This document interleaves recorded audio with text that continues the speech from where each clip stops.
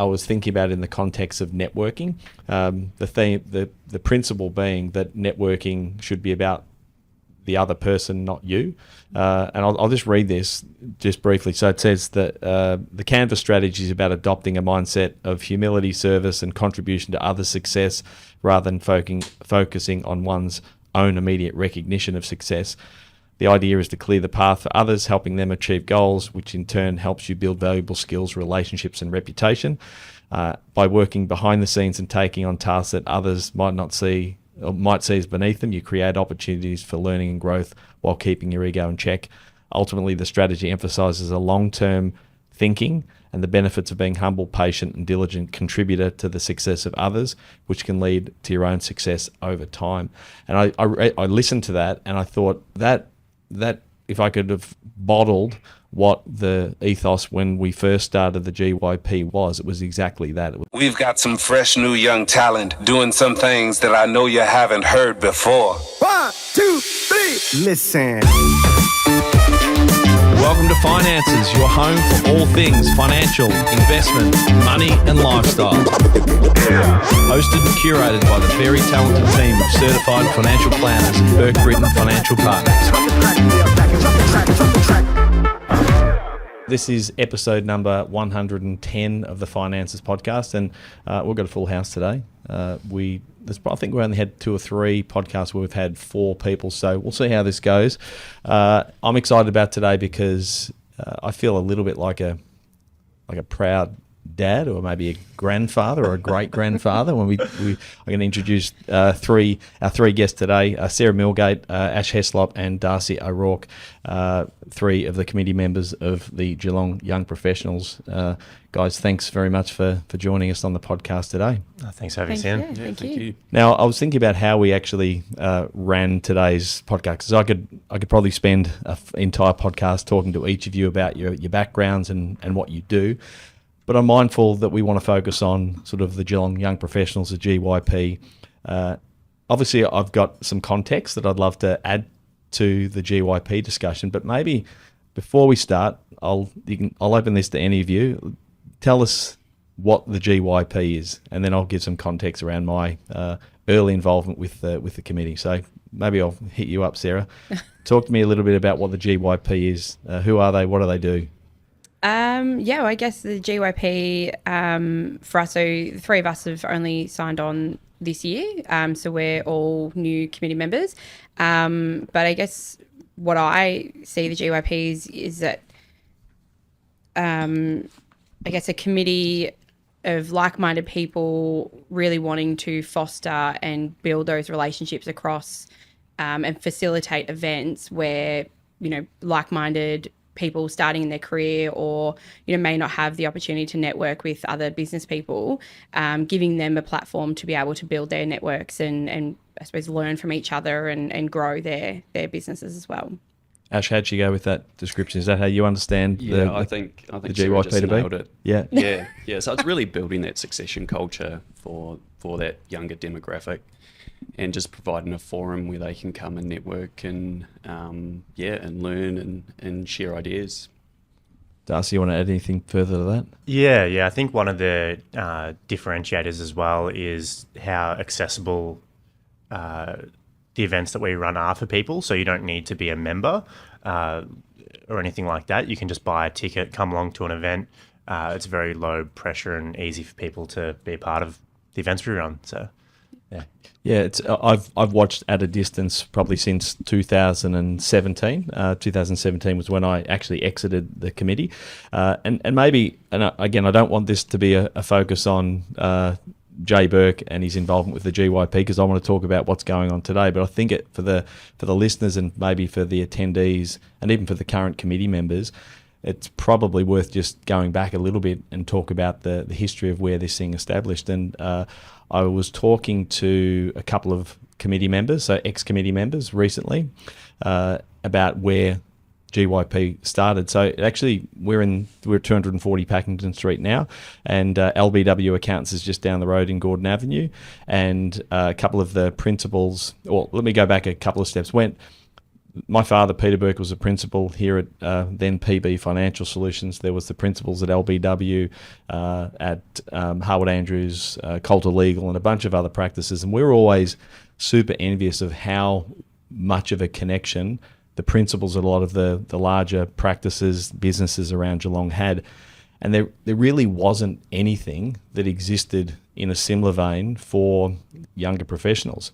The Chamber of Commerce had tried to put together, I think it was called the Young Chamber, which didn't get a lot of traction. And between the principals at all of the practices I just mentioned, they got together the younger brigade. Myself, I was one of those then. Yes, I was younger, some in 2009, sorry. We got together informally and got together a group where we started to gather like-minded young professionals. We had our first event in the boardroom in the office just next door, and we had a young fella by the name of Matutu come out from South Africa who was playing in the AFL South Africa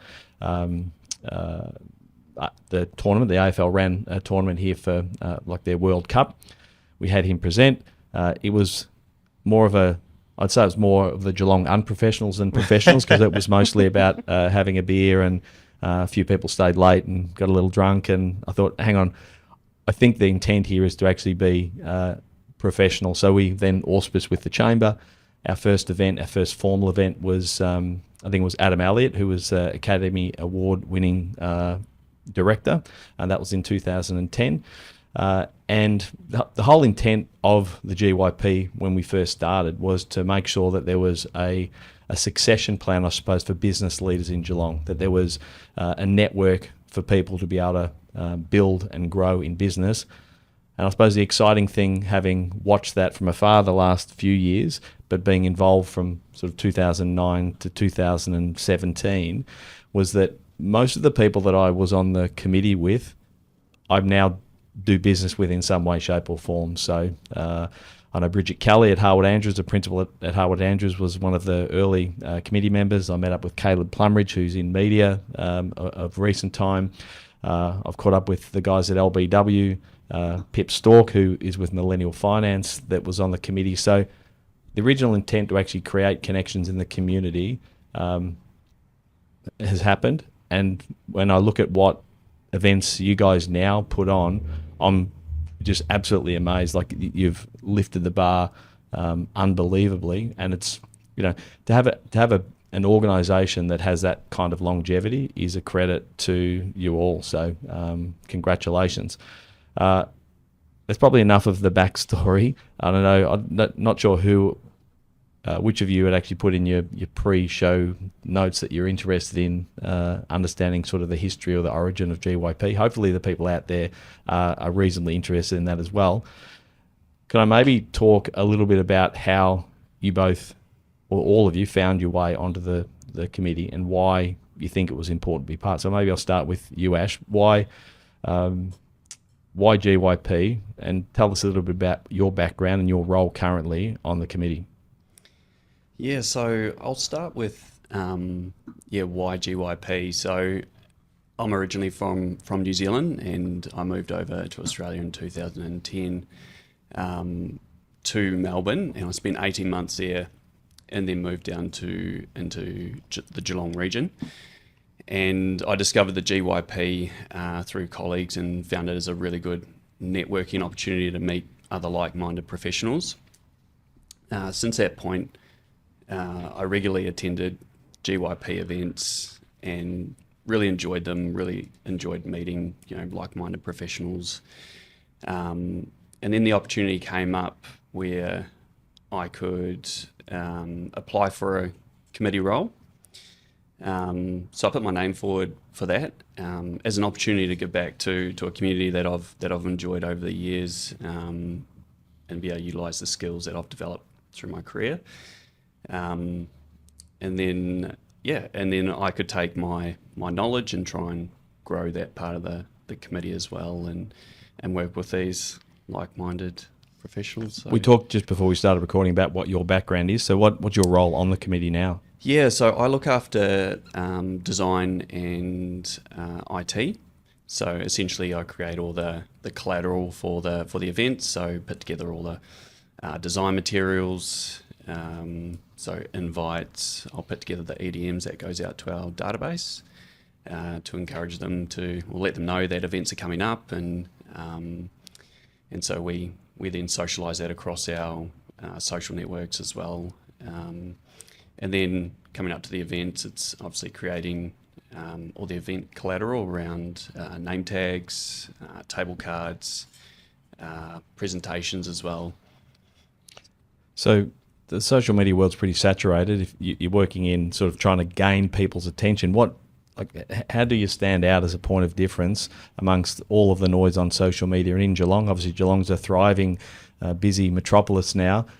How do you, in 2024, gather the attention of the people that you actually want to come to the GYP events and actually let them know what you do? We're fortunate enough we've got a good following base on our socials, and we've got dedicated social media role within the committee as well, which focuses on communicating and engaging with that community.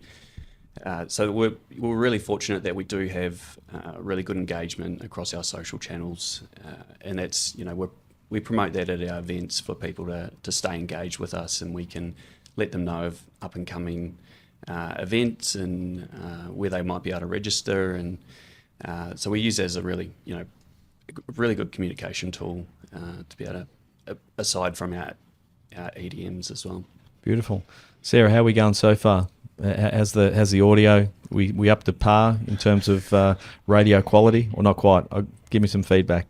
Well, I mean, there's a reason why I'm in sales and not on air for Bay and K-Rock, but it's definitely, it sounds all right in the headphones. That's beautiful. Right. Thank you. I didn't pay you to say that. That's great. Thank you. So, Sarah, tell us a little bit about your role, and maybe just for context, you hosted myself and my wife at the K-Rock box at the GWS Geelong game a few months ago. It was a disappointing night for the Cats. And in conversation, I think I knew that you were on the committee, but anyway, in that conversation, we said, hey, let's get together and let's have this conversation with a few of the committee members. So thanks for organising today. I really appreciate it. Tell us a little bit about your background and how and why you decided to join the GYP. Like, why is it important to you to be part of this committee in Geelong?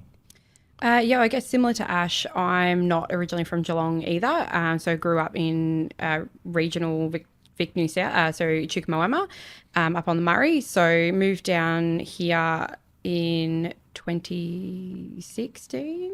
Trying to remember now, sorry.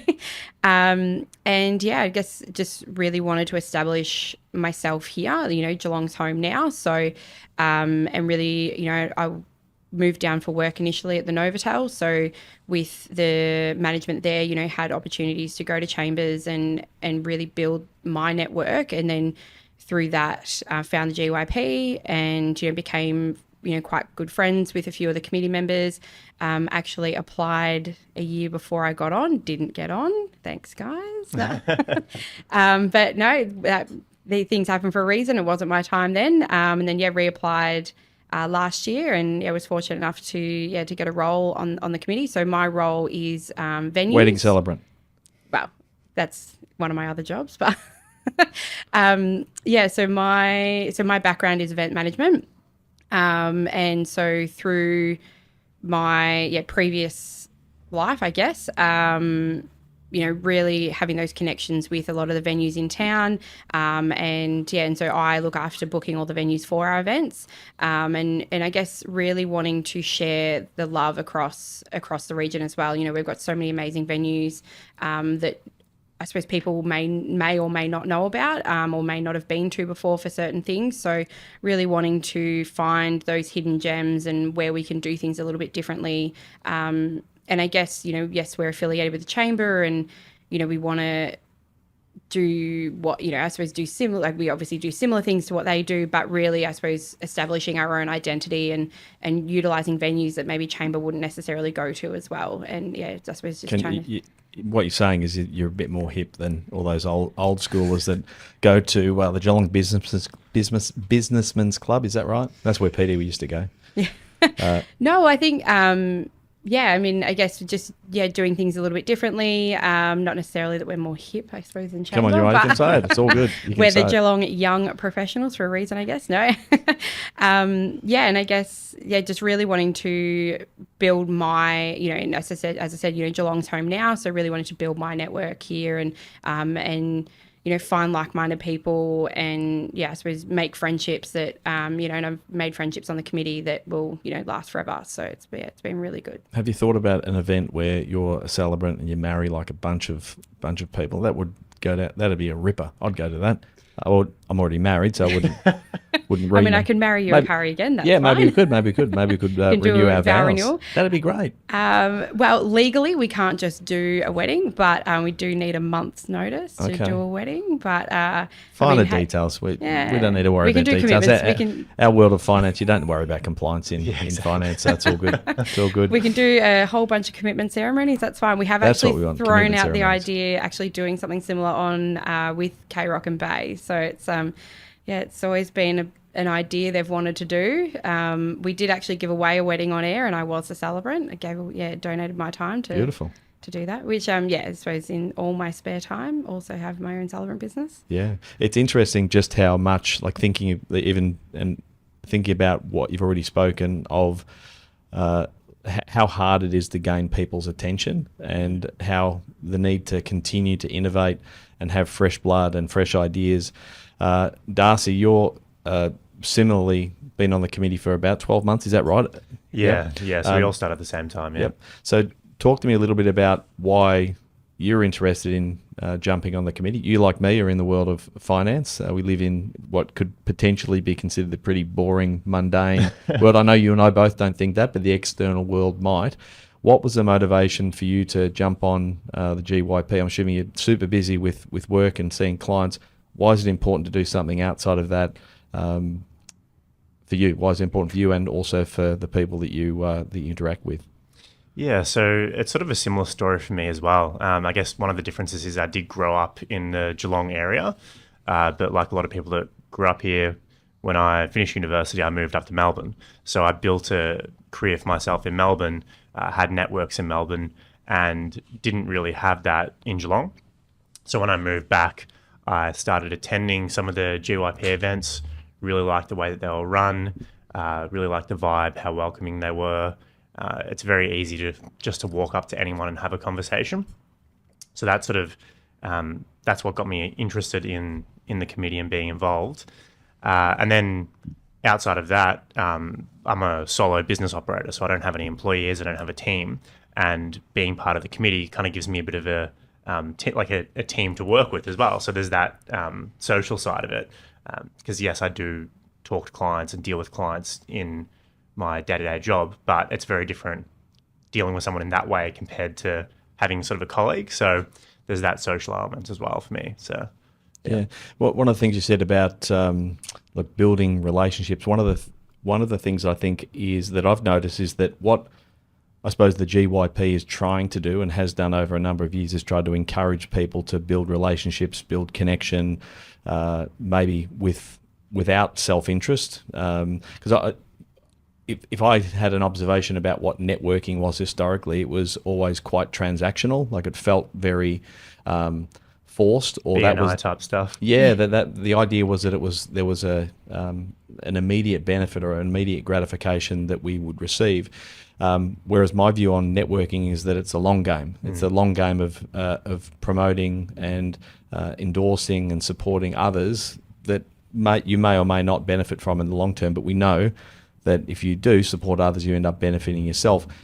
Thinking about the demographic that you're dealing with at the moment, I mean, you are encouraging people to get out there and network and connect, yet I'd argue that there's a population of people in your demographic and the people that you're probably trying to attract that have never found it more difficult to actually understand what socialising and networking is actually all about. How do you guys think about that? Again, we've gone from my father's generation where all they did was actually shake hands, press the flesh, go and have a beer and socialise, and that's how they did it, to now we we meet people online. Even, dating is transactional. How do you guys think about that, and what are the strategies that in the short time that you've been on the committee that you've been able to implement or are thinking about implement to address that? That's a really good point, particularly after COVID as well.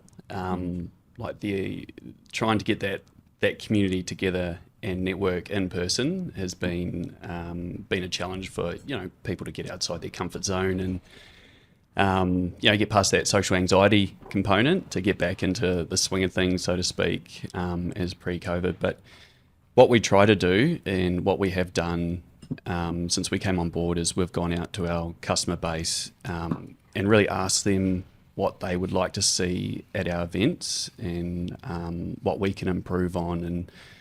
And so when they do come to our event, we're providing a forum that they're familiar with, and that's encouraging them to be able to socialise and network with each other and with their peers. What are they saying they want?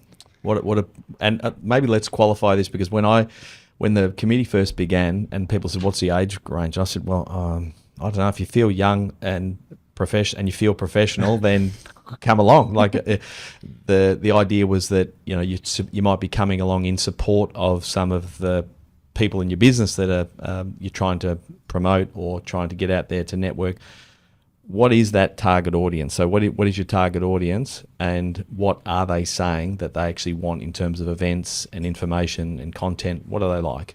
Yeah, so our customer base is predominantly 25 to 45, but we have a whole array in terms of age groups that sit outside that barrier. Well, I won't call it a barrier, but that demographic. So we really include and encourage everyone to come along. We are called the Geelong Young Professionals, but we don't exclude anyone that is not so. We don't check ID at the door. No, we don't. Yeah, good. Nothing's changed, that. So we didn't either. So that's great. And one really interesting thing about Geelong, and it's such a testament as well to the Geelong community, is they like the in-person events. They're very community driven, and that's one thing I've noticed from events that are held in Melbourne and elsewhere, that Geelong does have a very much a community-led in-person culture. Yeah, Sarah, you'd agree with that. Obviously, you've been at the sort of the coalface of that with sort of radio in Geelong. What do you see that people in Geelong, particularly the demographic we're talking about, what are they after? What events do they like to see? What sort of information? Who do they like to connect with, and where? Yeah, I think as Ash touched on as well, coming out of COVID, people really missed that human interaction. Some people where they might have a housemate or a partner, or a lot of people live on their own, that for so long we were stuck at home not being able to see our friends or family, and I think people really missed that, actually going to something and actually having a proper face-to-face conversation. I kind of view Geelong as a big country town, that it's yes, we are a city, it's thriving, but at the end of the day, we're just a big country town that, everyone knows everyone. It's a real community vibe here in Geelong, and I think that's why I love living here. And I think what we've found, as Ash touched on, we did a survey sort of probably this time last year, where we put it out to our database to say, look, what do you want from the GYP? What events do you want to see? What speakers do you want to listen to? And we got a lot around that, in-person networking. I think after a couple of wines or a couple of beers, a bit of liquid courage, people tend to network a little bit easier.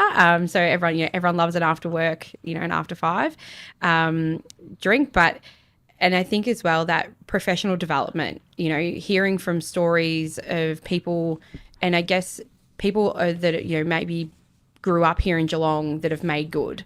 We had Colleen Callender, who was the ex-CEO of Sports Girl. She was a Geelong girl, went to Sacred Heart, and we found people really engaged with her because she was, can't think of the word right now, but, she was familiar, that people knew. It's a local success story. Yeah, exactly. So I think what we find, it's really, celebrating those local success stories, and they're a bit more, they're not looking at someone who's, had it easy in life and going, oh, well, they've made it great. They've had it easy, but it's people, those real struggles and hearing people's real life stories and their journeys of how they've become who they are.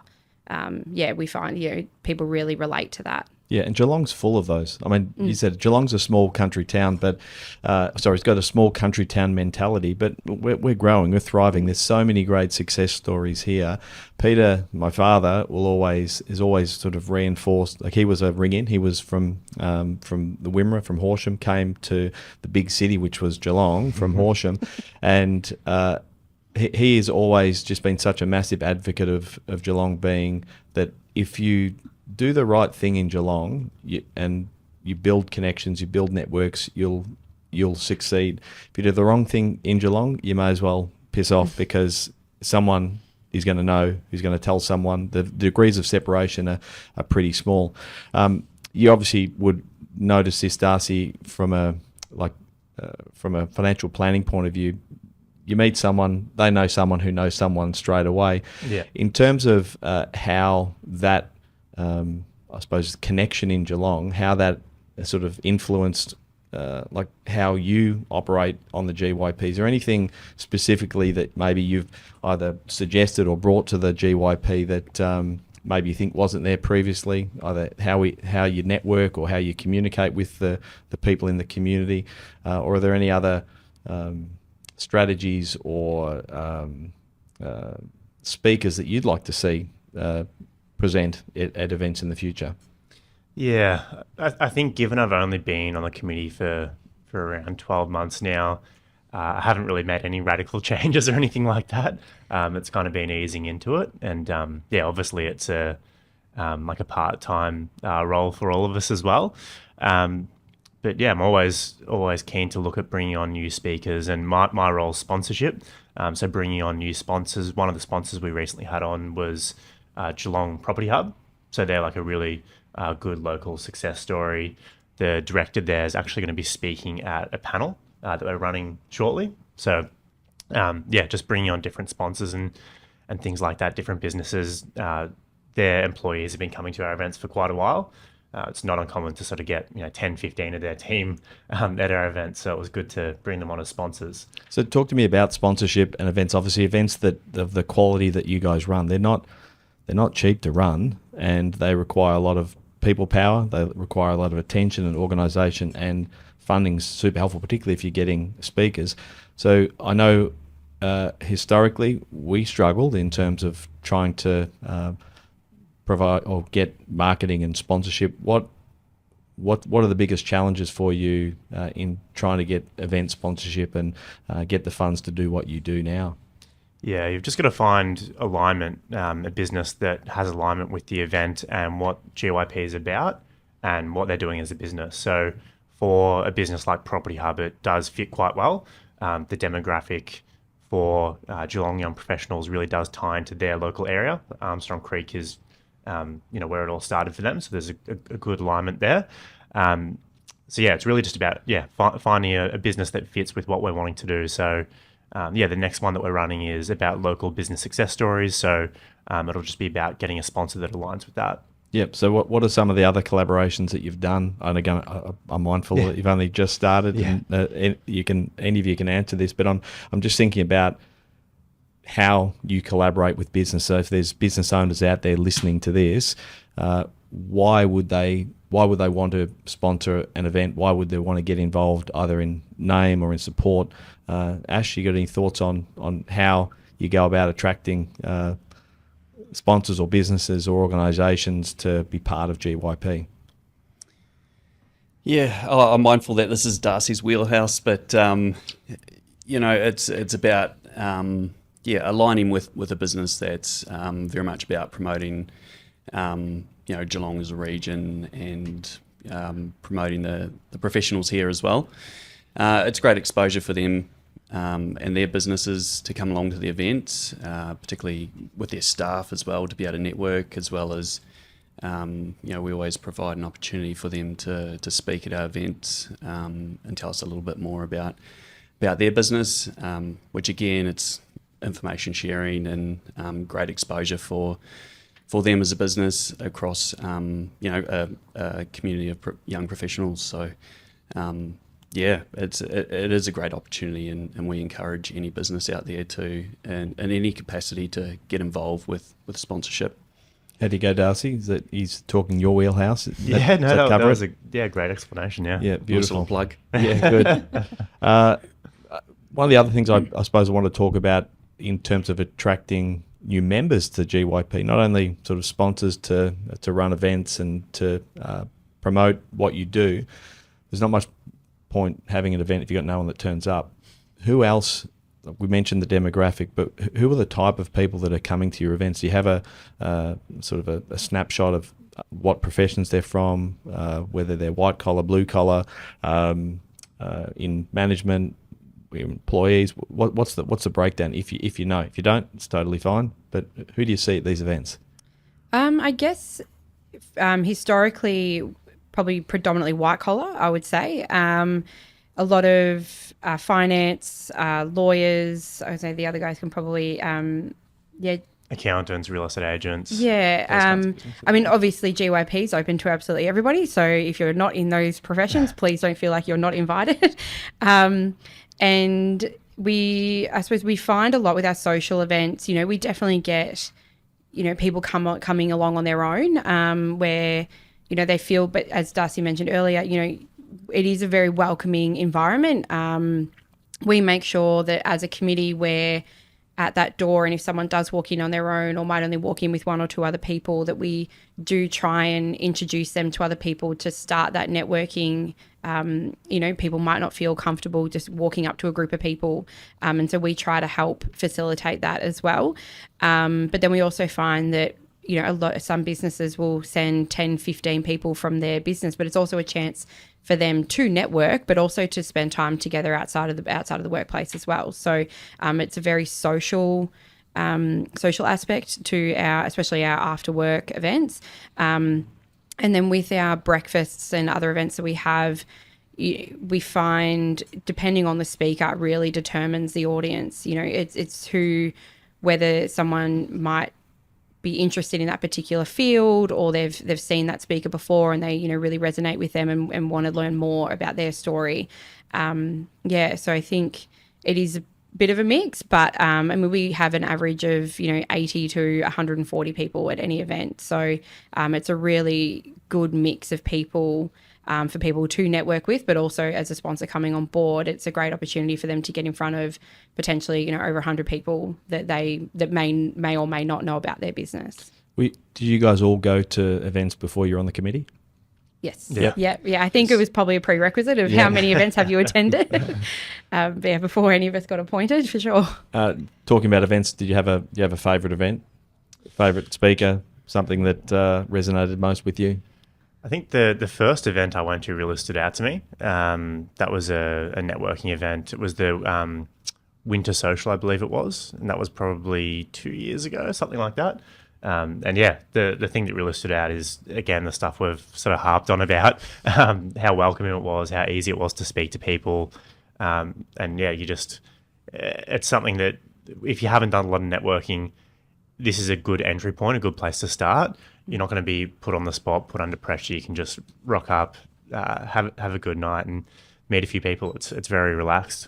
Yeah, I like that. I think that's a really important thing to note, that people do, as I said earlier, have a sense that networking is like a very transactional thing with the end purpose of getting a result, whereas it doesn't need to be. I'm not sure whether I was reading a book in the last week, rereading a book. I'm not sure whether any of you have read Ryan Holiday's Ego is the Enemy. No? In there he talks, I was listening to it this morning, I thought, this might be relevant for the podcast. He talks about this idea of the canvas strategy, and I was thinking about it in the context of networking. The principle being that networking should be about the other person, not you. And I'll just read this just briefly. So it says that the Canvas strategy is about adopting a mindset of humility, service, and contribution to others' success rather than focusing on one's own immediate recognition of success. The idea is to clear the path for others, helping them achieve goals, which in turn helps you build valuable skills, relationships, and reputation. By working behind the scenes and taking on tasks that others might see as beneath them, you create opportunities for learning and growth while keeping your ego in check. Ultimately, the strategy emphasizes a long-term thinking and the benefits of being humble, patient, and diligent contributor to the success of others, which can lead to your own success over time. And I listened to that and I thought that if I could have bottled what the ethos when we first started the GYP was, it was exactly that. It was that sort of humility and service to sort of promote others. And in business, one of the things in Geelong, as you said, Sarah, one of the amazing things about Geelong, if you're a good connector of people, you ultimately will benefit. You'll benefit in Geelong by actually connecting people. I think a lot of people go to networking events thinking they're going to get something out of it. But if you go to a networking event and you're able to connect to unrelated parties that benefit, somewhere down the track that will have built some sort of relationship capital with yourself that you'll benefit from. And I think that's really important. Again, I think it's important that anyone listening to this thinking about going to those events, if you think about it as the opportunity to help someone else, and as you said, if someone's there struggling to maybe meet people, introduce themselves to people, it's a great opportunity for you to help and support because you just don't know where those relationships lead. I think I mentioned at the outset that nearly every person that I was on the GYP committee with, I've done some form of business with over the course of the last 15 years.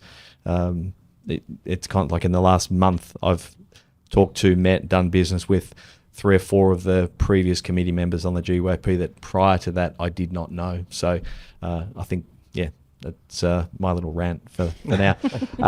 So let's look ahead. We've talked about the past of GYP, but let's look ahead at some of the, I suppose, the goals and future plans. What's bubbling in the committee at the moment? What would you guys love to see as changes or improvements or events in the coming months, years on the committee and in Geelong?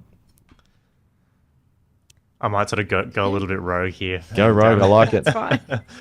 Something I want to do, one of the changes I want to make is to try to make one of our next networking events a little bit different. Not that there's anything wrong with what we've done in the past when it comes to a networking event. You sort of rock up, you'll have a drink, there'll be some canapes, and you'll talk to people. I wouldn't mind doing something that's a little bit more out there, like perhaps end of year Christmas party, do a fancy dress, like whoever has the best costume wins some kind of thing related to the sponsor, something like that, or include an activity or something, and just sort of make it a bit different and interesting and more memorable. One of the things that sort of happened a couple of times when I've mentioned to sort of random people that I've met out and about that I'm on the GYP committee, is they've referred to one of the events that was at the BMW dealership. And apparently it was this amazing event. Everyone really remembers it and it really stands out because it was a bit different to everything else. So I think if we can do something that's a bit different, a bit more engaging and interesting, I think people might, get a bit more out of it. Not that, what we're doing isn't good already, but we can sort of take it to the next level is something that's... Yeah, it's interesting you say that because I had the question of how does GYP stay relevant given sort of evolving needs and community expectations.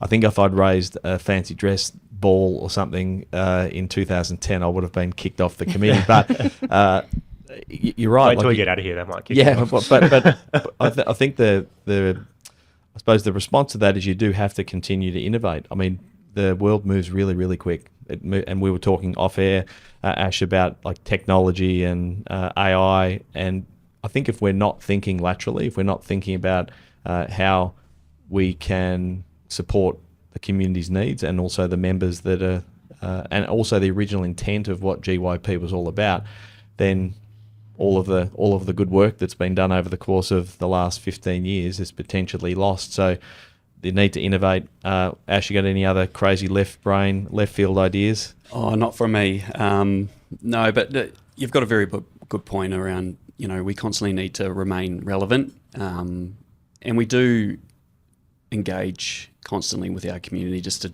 try and stay relevant and ensure that we're delivering the needs that they have as well. But yeah, like Darcy said, we do need to push the envelope a bit and try some different approaches to events and see if they work, see if they're engaging, get that feedback, and then pivot and constantly be adapting. So we are all volunteers, so we try and put as much time into it as possible and provide the community with what they want. So yeah, I think that should not be understated. The fact that this is it's a volunteer committee and no one's getting paid to do what they do. I know that was always a challenge, is gathering a time. Every event, every idea requires energy and effort and generally some money to do. So again, hats off to you and all the committee members for what you do and the time you commit.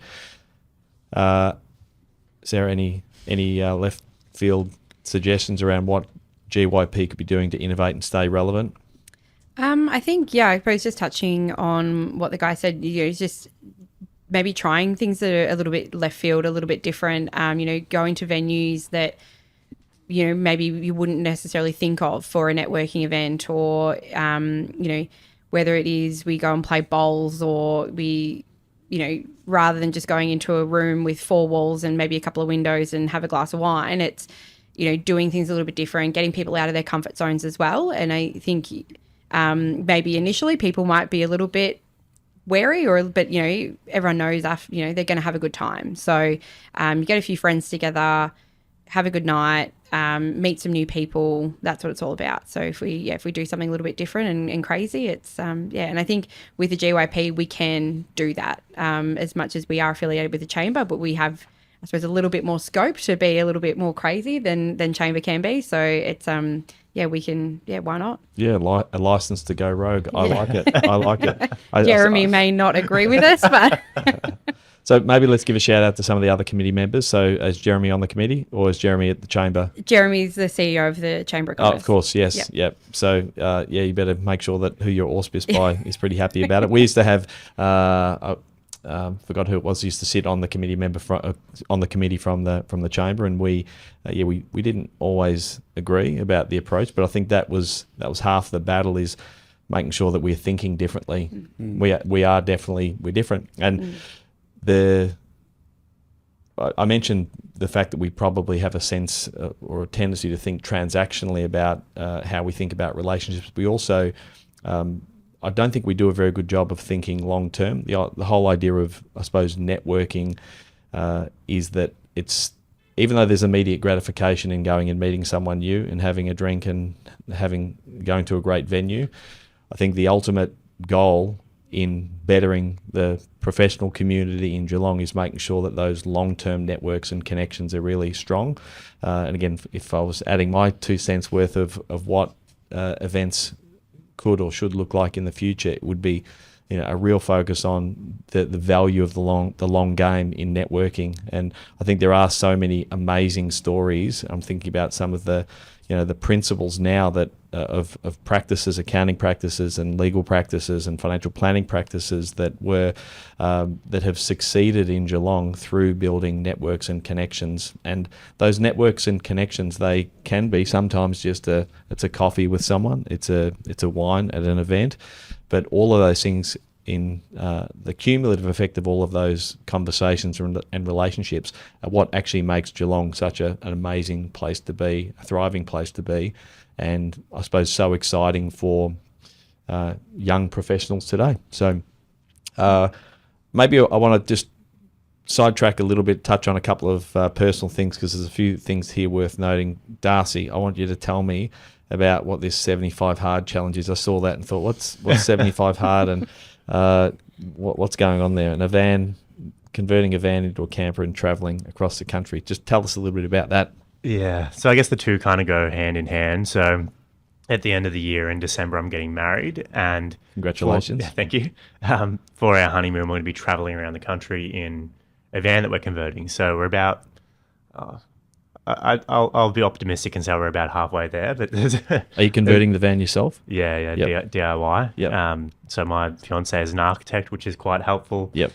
Financial planners aren't really known for their design skills, right? Fair enough. So anyway, this 75 hard thing, I heard about it from a friend.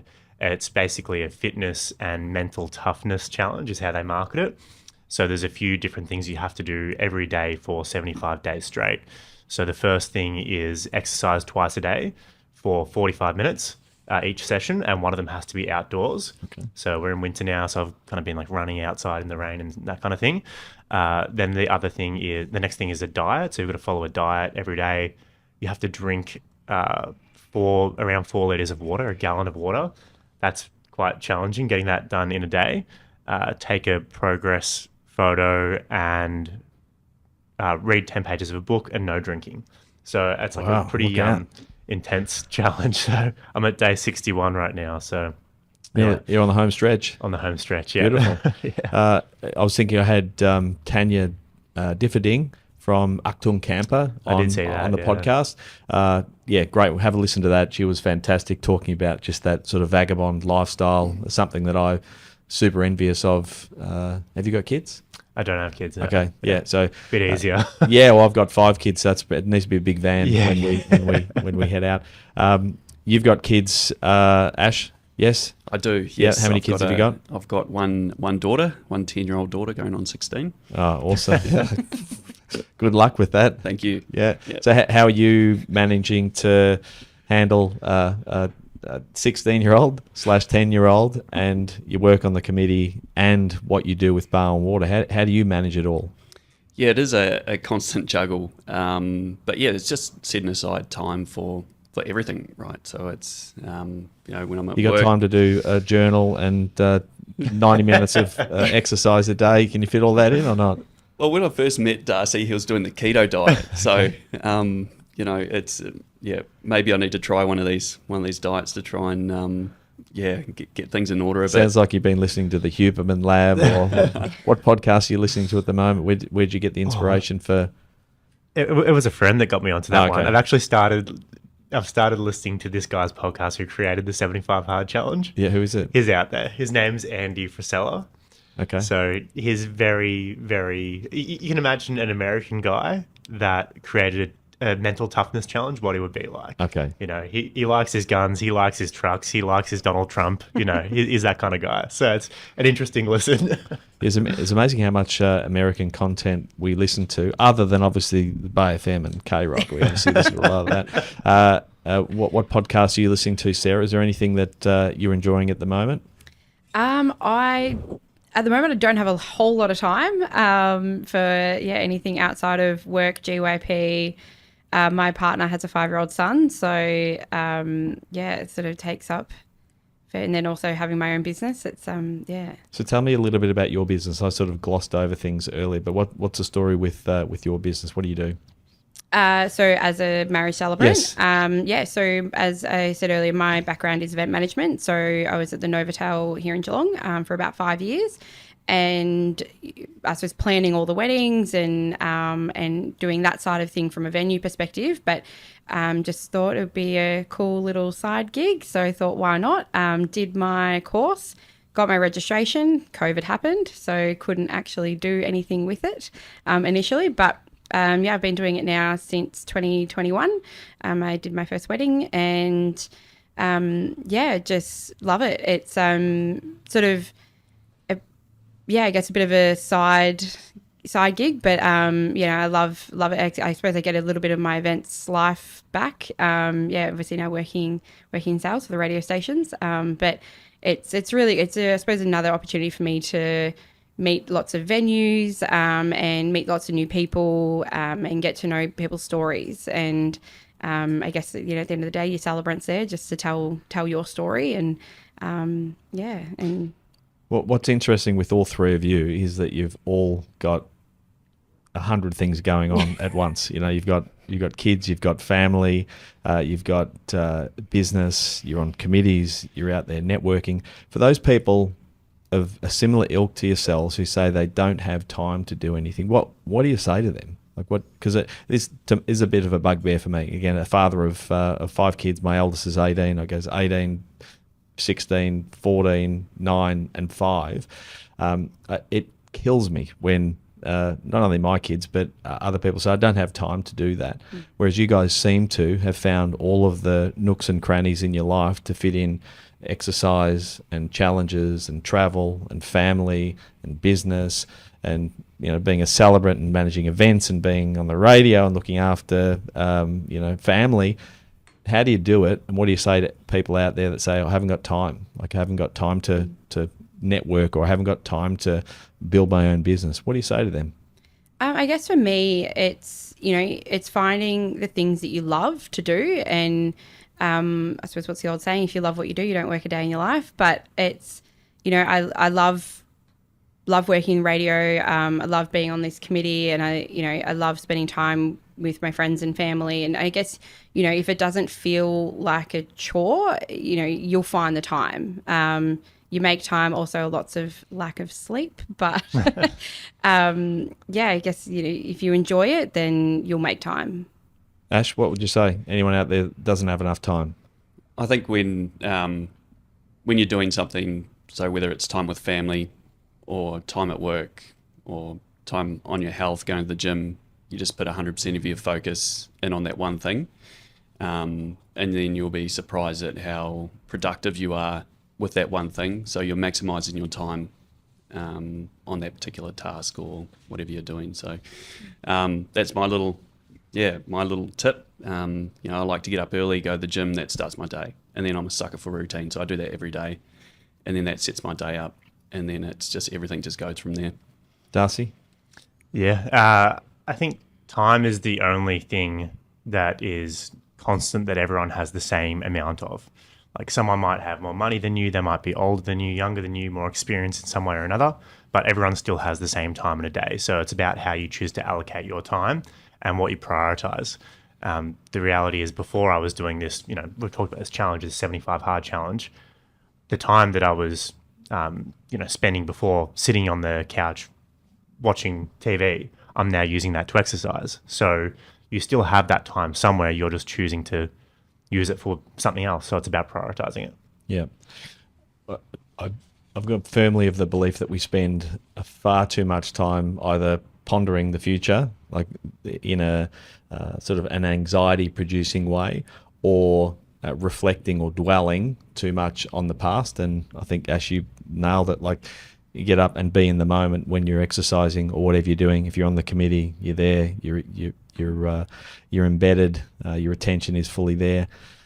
Spending too much time in reflection, forward or back, I think means that you tend to not get much done. And you guys are a reflection of young professionals in the community who are taking action. You're busy, but you're making a difference. So again, hats off to you and all the other committee members. I think I mentioned earlier when I forgot the Chamber CEO's name. Who else is on the committee at the moment? And if you can't remember all their names, I'll bring them up to give them a shout out. We've got Georgia McLean, Kimberly Sinnott, Lockie, Huseman, and Jade Hayward as well. Yeah, plus the 3 of us. Beautiful. So 7 altogether. Yep. And what's the story with the committee now? You're taking new members. Have you got a rolling term that you have on the committee? And if someone like you, Sarah, wanted to be involved either on the committee or a contributor or a supporter, how will they go about it? We do actually have 2 new roles that will be starting at the end of this, but expressions of interest have closed, unfortunately. So what are those positions? So Georgia and Kimberly will both be finishing up at the end of the year. So Georgia's role is admin and Kim's role is marketing. So we'll be recruiting 2 new committee members to start in 2025. The term is 6 years. So 2 years. 2-year term, you can do 3 terms. So so the maximum time you can spend on the committee is 6 years, but I think that that's a good thing. It's turning the committee members over and keeping things fresh and new ideas, new people. So yeah, we're excited to start the recruitment process for those 2 new committee members. And then for people who are wanting to engage in our events, so we don't have a membership base like how Chamber works. So we do operate, on a purely event basis. So anyone can come. You don't have to be a member. There's no annual fee or anything like that to be a part of part of GYP. If you check us out on socials, our website, and if you're interested, come along.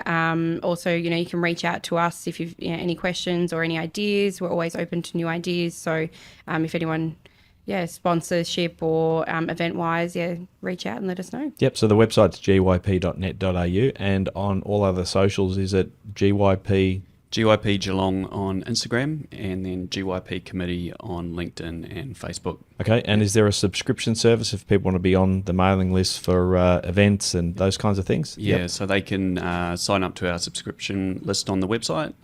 There's a link there, and then just follow us on the socials, and we pop those events on there as well. And in terms of sponsorship, is there a formal sponsorship pack or something that a potential suitor for an event that they can receive?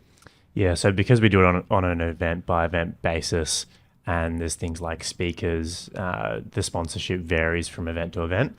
So if anyone's interested in sponsoring, just reach out. Online, you can reach out on the website, or you can reach out to me directly, Darcy O'Rourke, and we can have a discussion. Beautiful. Let's talk about upcoming events. So when's your next event, and who's speaking?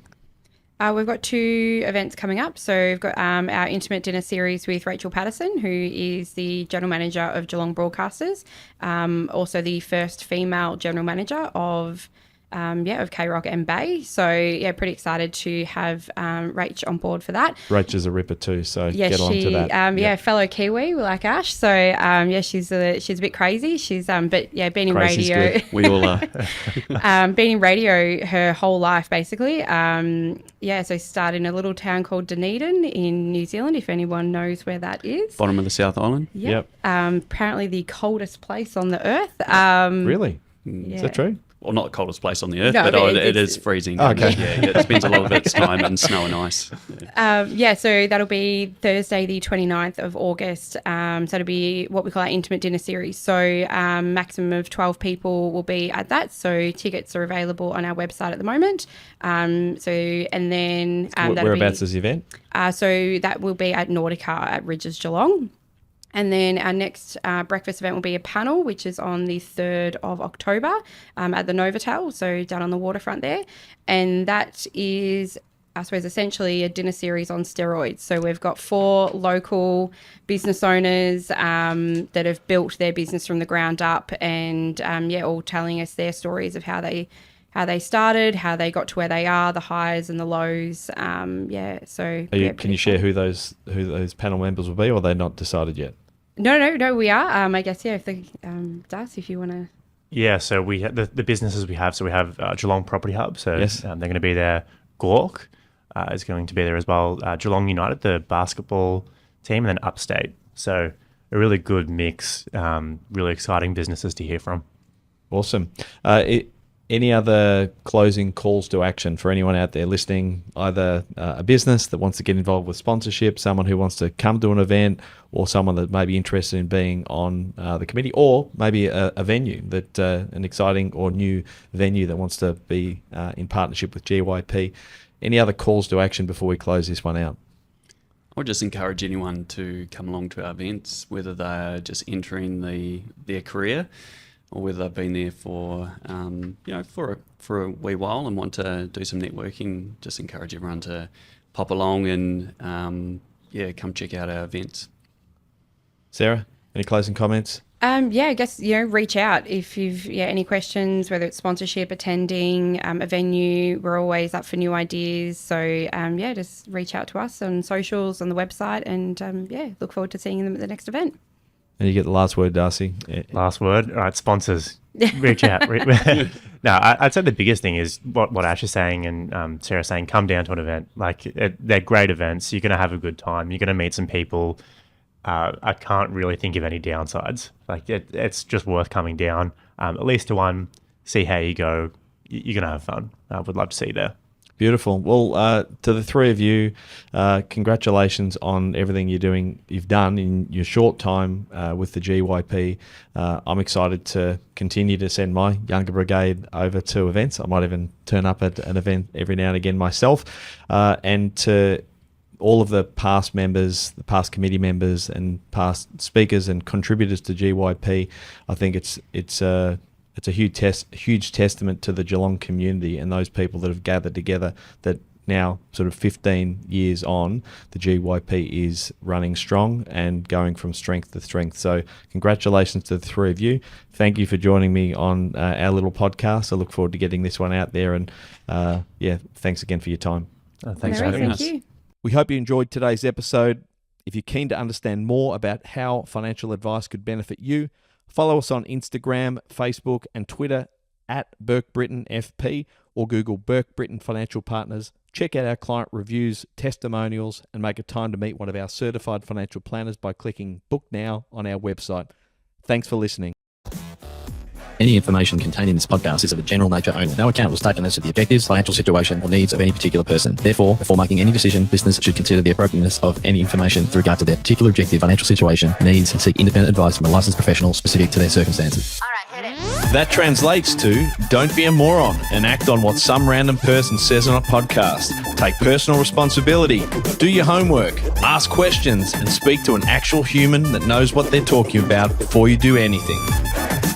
PB Financial Solutions Proprietary Limited, trading as Burke Britton Financial Partners, are authorised representatives of AMP Financial Planning Limited, AFS licence number 232706.